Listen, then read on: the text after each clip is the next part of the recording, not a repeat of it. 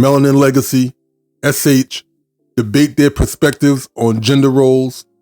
Don't forget to like, share, subscribe to the channel, and leave a comment. Let's go. Society demonizes men quicker than women. I believe that you are on the affirmative. My question is why? Why does society demonize men quicker than women? Yes. I would have to say I feel because feminism has taken over our society. So there's no respect for men in the general society of the world. So I feel like the woman's voice is louder than a man. So therefore, what the women say is what kind of makes the world go round nowadays. And for example, the best thing that I can use for an example is the gentleman that unalived some children lately. I think he did, it was about 7 children or something like that. It was like national news. It was everywhere. But for the longest time, women have been harming children and being terrible mothers. And they're not put on the forefront like they would a man that does it. It's one man compared to women been doing this for decades, I would say. And he was national news, but the other mothers are never broadcast. The data indicates that children are harmed by both women and men, with differences in types of frequency of abuse based on gender. Generally, women, specifically mothers, in parentheses, specifically mothers, are perpetrators of child abuse, particularly neglect and physical abuse, at a higher rate than men. Mixed opinions about this, why it's not a part of the debate. Why do you give me a mix and you don't agree with melanated man at the short end of the stick? Yeah, so I don't think it has anything to do with feminism, but I think that scrutiny and getting demonized is a part of the trade-off when you want to be leader of society. If you want a position of power, get ready to be scrutinized. Same way we're on the internet, get ready to be talked about. So that's how I look at it. She got a point. But regardless of men or women being talked about, it's like the same thing. I would say political. Trump, everybody's been going upside Trump's head, but Kamala Harris, nobody was outraged at the fact that she had twerkers at the inauguration, the fact that she had the fact that Michelle Obama came out and said, regardless on if you're married or not, regardless of what your husband says, vote Kamala, like literally trying to break up households just so Kamala would win. But on a massive scale, Trump was catching it from every other way, but everybody was Team Kamala. At least the majority of people, it seemed like, was Team Kamala over Trump during the debate. But Trump, to me, was the clear, better choice. Yeah, I wouldn't say that nobody criticized Kamala if it was criticized that she had Megan Thee Stallion twerking. If she was on a public platform getting criticized about it, then I would never say that nobody criticized her. It's just public perception. What's the story? Whether or not you're a man or a woman, if you are in a position of power, you are open to criticism, period. Being open to criticism and actually being criticized is two different things, right? You're talking hypothetically. I'm talking about factual. Men are criticized and held to a standard that women are not. Another example I would have to say is men are demonized for dating younger, but women are never held accountable for doing the same thing. You think that men are the leaders? Yes. Okay, then they are open to criticism faster. That's my point.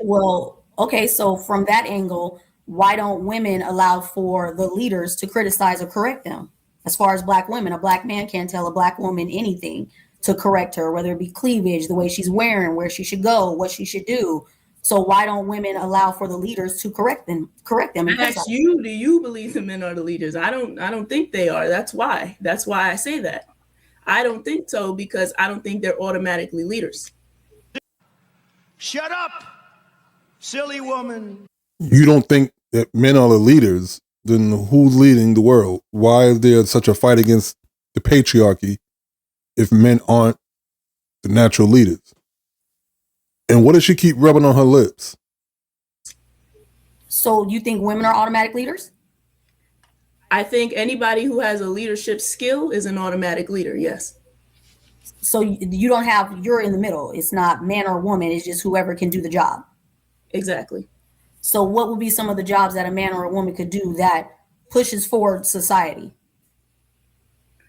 It's in society. There are female doctors, female, it's everywhere. There's females running for president. There's male presidents. There's so many different leadership roles that women take. I could go on a list. It's so funny. Whenever we hear these arguments, women make these arguments about who are the leaders in society, men leading, women leading, and women having these positions of power in society. They never really come to the conclusion, understand the fact that these high positions that women have were given to them by men. The very patriarchy that you complain about and that you want to protect you. Mind-boggling. Okay. So, and we also, that's why I said pushing forward society. So men build everything, women don't. Like, women build nothing. No, they might be like to you use the GPS? Yes. A woman built that. That's not pushing, that's not something that society needs. If GPS goes away, we're still going to figure out how to get around because the roads that we use are paved by men. That's what I'm talking about. Like, I love being able to use GPS, but that's not something that necessarily society is going to fumble without it. Not being able to build roads or take out trash, keep our streets clean, or oil rigs and things of that nature. Those are all dominated by men, not women. Okay, the question was, do women participate and build things? The GPS is actually very necessary because it made travel easier. That's one.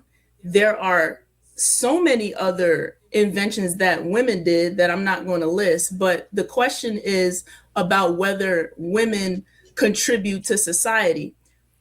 Let me give you an example. The war effort when men went to war. What were women doing?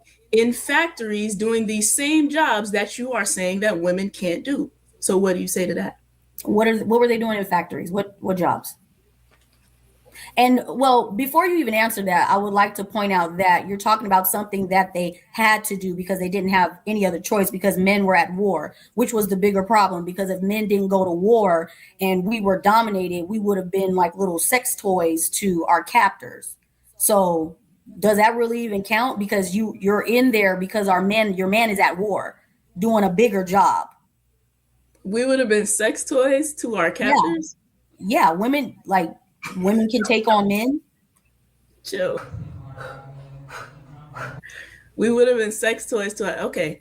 No, we wouldn't have. But the war effort is a great example. Now, I don't know if anybody told her, but you would have definitely been a toy to the winning soldiers. That's just the way it goes. You would have had no choice in the matter. And that's just the reality of it in war. You went off on a tangent because I had an answer to it. What was the question you asked in the middle? I think I asked you, what were women doing in the warehouses? That question? Yeah, you said, what were women doing? And then you said, you asked another question after that. I must don't remember because you said I went on a tangent. So I heard you say something and I kept speaking. So I'll just keep it at what were the women doing in the warehouses while men were at war? Okay, so what I don't want to do is downplay the effort and the things that women are doing because it counts and it's important. Here's another war effort that women contribute to society. Not war effort. Here's another societal effort that women contribute. Teaching is another leadership role that is important for women. What else? Like there's so many things women do to contribute, and to sit there and say that what we do doesn't matter just because a man might be stronger or can lift more bricks is disingenuous to women. Obviously, women are great contributors to society. All right. Especially when they got their head on, when they're not batshit crazy. Women are great contributors to society. SH brought up a good point about teaching. Women are definitely the first teachers, right? And if we look at what society is and the way the kids are growing up, it hasn't really been a great stretch, right, for the first teachers. And that comes from the families not being in the same home and kids and children not growing up with both parents in the household. So, that could fall on either. We're not going to argue that point right now. But I think a lot of times women, they exaggerate their role in society. I think that's a safer way to put it. They exaggerate their role. A lot of times they think that they're actually bigger than the situation, i.e., even in relationships, their emotions are bigger than the actual relationship, which a lot of times ultimately ends them. So there you go. But when did I say what women do don't matter? I didn't say that. You said a GPS is important. You said my point was GPS wouldn't matter if men didn't build the roads that we drive on. That's my point. Like, you went to GPS, but okay, GPS wouldn't matter if the roads were not built. Okay, so my stance is that both are equally important and can lead in different areas. So whether or not men build roads or women build this, or women create the cement that's for the road, all I'm saying is that both efforts are equal in society. Both efforts can never be equal, because we're not equal. We're both important in our places. But women continuously seems like they want to be side by side with a man, and I don't understand why. Like you said, teaching, I think, is a perfect example of a woman's role. There's nothing wrong with that. Cooking, cleaning, nurturing, those are all women roles, but that doesn't make you equal or even greater than a man. Yeah, it's because I don't believe that women are naturally submissive. That's why. Why not? I think that because submission is a learned behavior. It's a survival skill. And by the way, friends, since y'all went there, the topic number 1 was submission is a requirement for a healthy relationship. So SH, while you answer her, let's then focus on this, okay? We're going to focus on this first topic. Submission is a requirement for a healthy relationship. You were talking about how women are not naturally submissive. Finish your point, and then we verge to the first topic. Okay, go ahead. Uninterrupted. Yeah, so what I was saying is that women are not naturally submissive. Am I breaking up? No, you're good. You're good. Okay, 100% good. Okay, women are not naturally submissive because it's a learned behavior. If women were naturally submissive, we would have submitted already. You wouldn't have to tell us to submit. It wouldn't have to be a social effort. That's my point. Well, that's not true. The only reason why women don't naturally submit, more than likely, especially nowadays, because most women, not you, I'm talking in general when I speak, but majority of our women nowadays are not raised in a 2-parent household. And even usually when you are raised in a 2-parent household, if the mother is behaving as if she's the king of the castle, this is why you don't naturally submit to a man's leadership in an older age. To naturally submit is something that's taught from a young age up. If you had any type of father that was a leader in your life. Yes, Melanin, that is my point. You just said that you are taught it. If it has to be taught to you, it does not naturally occur. That is my point. So what naturally occurs? So you're saying a rebellion or to not want to listen to a man is a natural occurrence of a woman?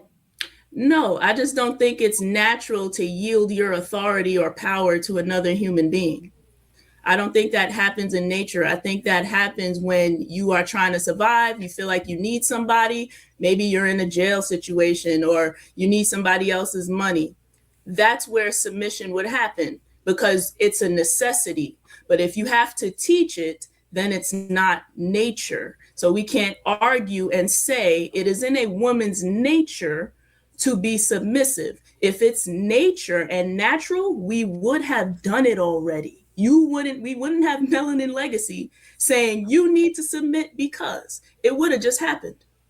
Well, no, the reason why we have to say it now is because we're so far gone from how we should behave as women, our place as women. We're so far gone. And that's why you have Melanin Legacy saying it, because women don't naturally want to stay in their place anymore. It's kind of like your talking points. Like you feel like submission is not something that is natural, but it should be natural. This should be you're a woman. You're meant to be soft, feminine, friendly, submissive, obedient. And I don't understand why women don't see how powerful it is to be able to accomplish that. If it was an easy thing to do, everyone would be doing it. So what you're saying is oxymoronic, because you cannot have power while giving your power over. Now, you're basically, what you're saying is not answering my point on nature. You are kind of going in a circle and not sticking to the point. I am making it clear that it has to be taught to you, and women are not naturally submissive. And you are saying, because you believe we should be, Melanin Legacy believes we are supposed to be. That is your belief. That is your opinion. SH is saying, naturally, outside of Melanin's belief, this does not occur. So I do not want to be forced or tell other women that you should do something that is against what's actually natural. If it was natural to be submissive, we would be doing it. SH makes a great point. She makes a great point, and she's standing on it, and I respect it. I do respect it. But they're both right. Okay? They're both right. Women are naturally submissive to the man that they actually like, to the man that they actually want, to a man that get that box wet. They are naturally submissive. Okay? Now, as far as they're having to be taught, they learn it, or they should be learning it from their mother and watching their mother interact with their father. Right? That's how it's learned. Okay? Watching our parents. It's like a son watches his father do masculine things and he understands and it automatically programs him to be masculine.